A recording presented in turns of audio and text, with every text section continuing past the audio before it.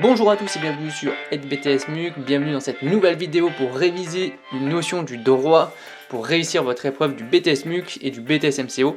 N'oubliez pas de vous abonner à la chaîne YouTube et pour ceux qui veulent aller plus loin, on a créé 120 fiches de révision pour réviser efficacement et en quelques minutes seulement.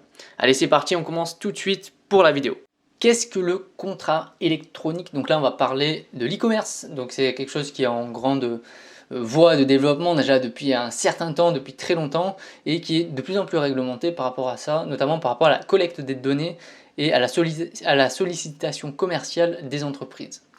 Donc il y a des obligations par rapport aux marchands, donc aux marchands e-commerce.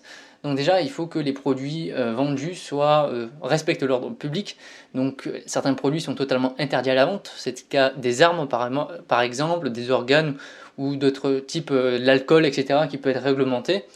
Vous avez également une certaine loyauté qui doit être respectée sur les caractéristiques du produit. Donc il y a une description qui doit coller par rapport à l'image du produit, en tout cas par rapport au produit qui est vendu.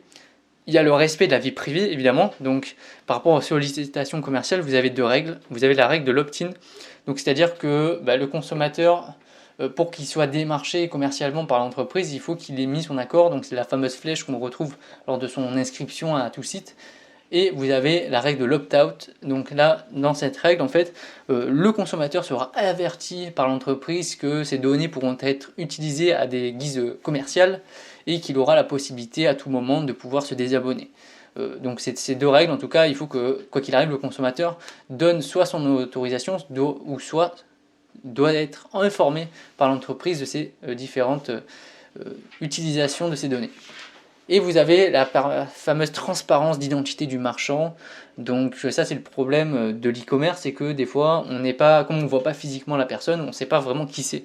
Donc il faut qu'il y ait un numéro SIRET, donc un numéro d'immatriculation d'entreprise. Il faut qu'il y ait une adresse, d'où est-ce que les objets sont envoyés, quels sont les noms des dirigeants, quels sont les noms des personnes qui ont créé l'entreprise, quel est le type de société, est-ce que c'est une SARL, une URL, un auto-entrepreneur ou autre. Il faut qu'il y ait une certaine transparence d'information.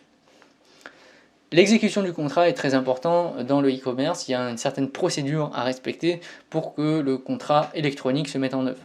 Déjà, le consommateur va sur le site, il choisit ses différents produits, il les ajoute au panier. Il faut qu'à la fin, le client puisse avoir un détail de sa commande, un détail complet, un récapitulatif, avec le prix bien indiqué total de l'ensemble de sa commande.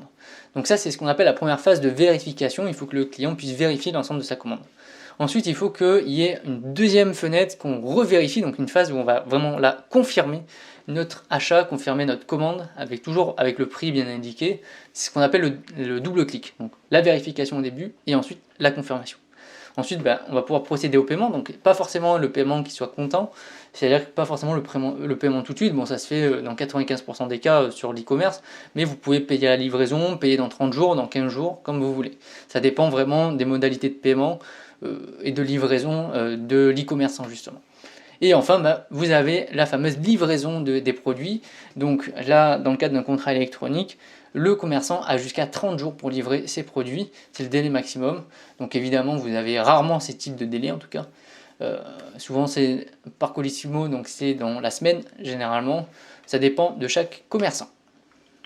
Et enfin, on va parler du délai de rétractation, du droit de rétractation pour les consommateurs. Donc il est légal et c'est de 14 jours. Donc à partir de la réception de la commande et non à partir de la prise de la commande, puisqu'on ne va pas intégrer les délais de livraison là-dedans.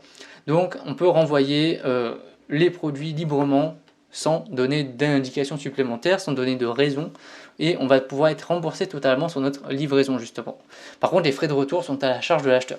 Donc les frais de retour ne seront pas pris en charge, ou sinon l'entreprise peut les prendre en charge, mais c'est plus un geste commercial de la part de l'entreprise. C'est pas obligatoire du tout. Merci à tous d'avoir regardé cette vidéo. N'oubliez pas de vous abonner évidemment à la chaîne et de venir sur notre site pour avoir les 120 fiches de révision. Allez, à bientôt!